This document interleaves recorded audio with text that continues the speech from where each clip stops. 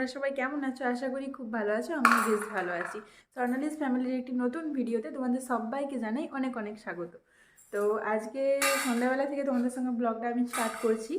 আজকে মূলত কোনো ব্লগ রান্নার একটা ভিডিও তোমাদের সঙ্গে আমি শেয়ার করব। তো তোমাদেরকে বলেছিলাম, তোমরা অনেকে জেনে থাকবে, 23শে জানুয়ারি একটা ব্লগ শেয়ার করেছিলাম আমি। তো সেখানে বলেছিলাম যে 26শে জানুয়ারি আমাদের দোকান ছুটি থাকে, তো সেদিন আমরা কোথায় যাচ্ছি, কী করছি, এগুলো তোমাদের সঙ্গে শেয়ার করব। তো এই ঠান্ডাতে আর সেরকম কোথাও বেরোনো হয়নি, আর বাবানকে নিয়ে ও তো ছোটো, তাই সেরকমভাবে কোথাও যাওয়া হয়নি। তবে তোমাদের দাদাভাই আমাকে একটা রেসিপি করে খাইয়েছিল সেদিন, তো সেটাই আমি আজকে তোমাদের সঙ্গে শেয়ার করব। তো আমি সেই রেসিপিটা আজকে করব। খেতে খুব সুন্দর হয়েছিল, তোমরা অনেকেই জেনে থাকবে। পটেটো চিজ বল, এটাই তোমাদের সঙ্গে আজকে আমি শেয়ার করব। তো সমস্ত কিছু আমি রেডি করে নিয়েছি, তারপর ব্লগটা স্টার্ট করছি।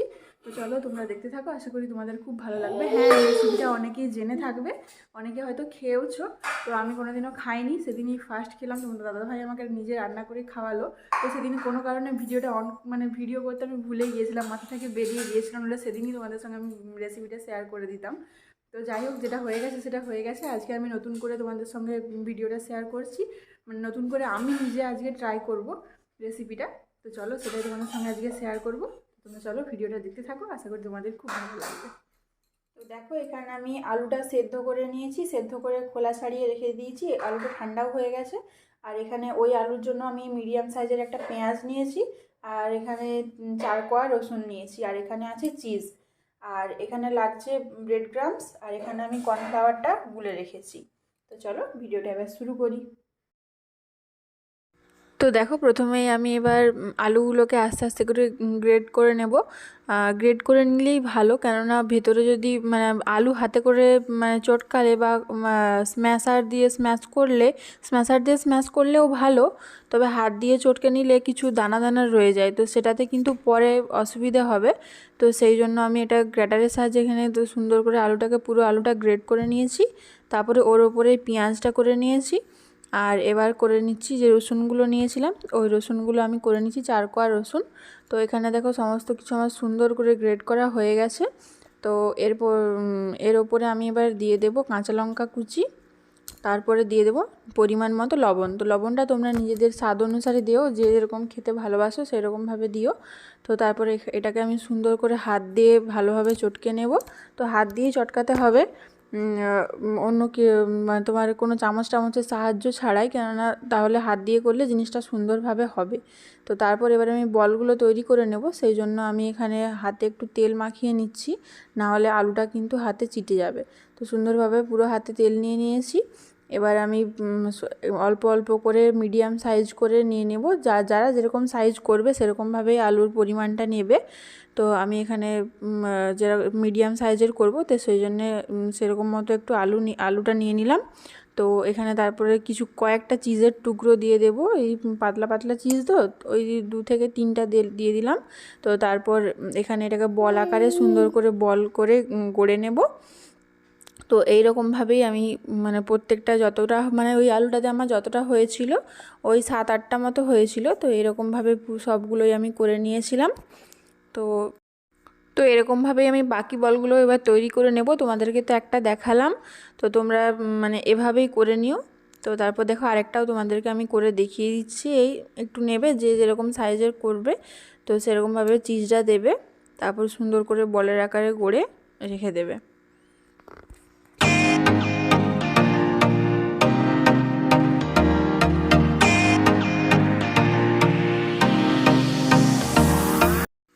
তারপর দেখো, এখানে আমার যতগুলো হয়েছিল সব বলগুলো আমার তৈরি করা হয়ে গেছে।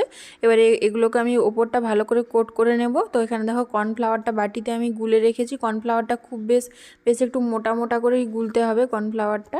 তো দেখো, এখানে আমি গুলে রেখেছিলাম কর্নফ্লাওয়ারটা, তো সেখানে আমি ভালোভাবে বলটাকে চুবিয়ে নিলাম। এবার আমি ব্রেড ক্রাম্বসটা দিয়ে সুন্দরভাবে ওপরটা মোটা করে বেশ কোট করে নেব। এটা কোটিংটা সুন্দরভাবে করতে হবে, আর না হলে তেলে দেওয়ার সঙ্গে সঙ্গে কিন্তু ফেটে যাওয়ার সম্ভাবনা থাকবে।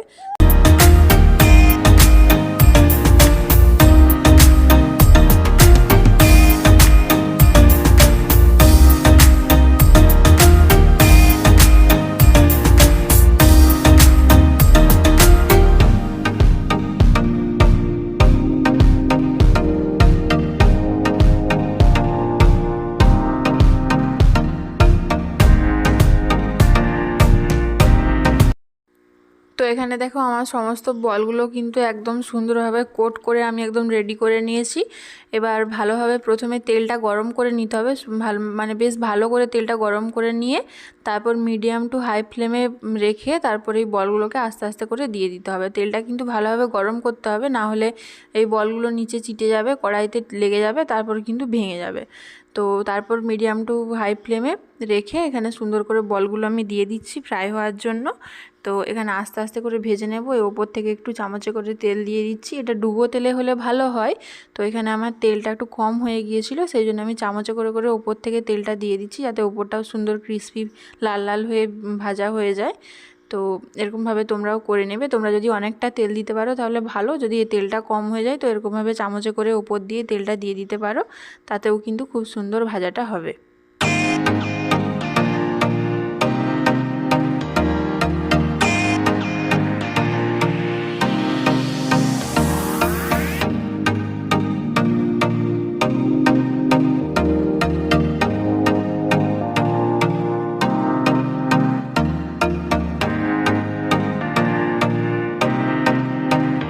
তো দেখো আমার রেডি হয়ে গেছে পটেটো চিজ বল। খেতে খুবই টেস্টি হয়, খুবই সিম্পল আর খুবই টেস্টি একটা রেসিপি, তোমরা বাড়িতে ট্রাই করতে পারো।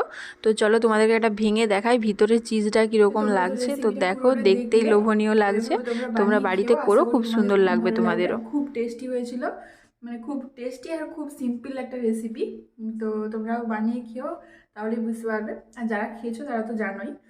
তো আজকের মতো এটুকুই, আজকের ব্লগটাতে আমার এটুকুই তোমাদের সঙ্গে শেয়ার করার ছিল। তো এখন টাটা করছি, সবাই ভালো থেকো, সুস্থ থাকো, দেখা হবে অন্য কোনো ব্লগে। টাটা।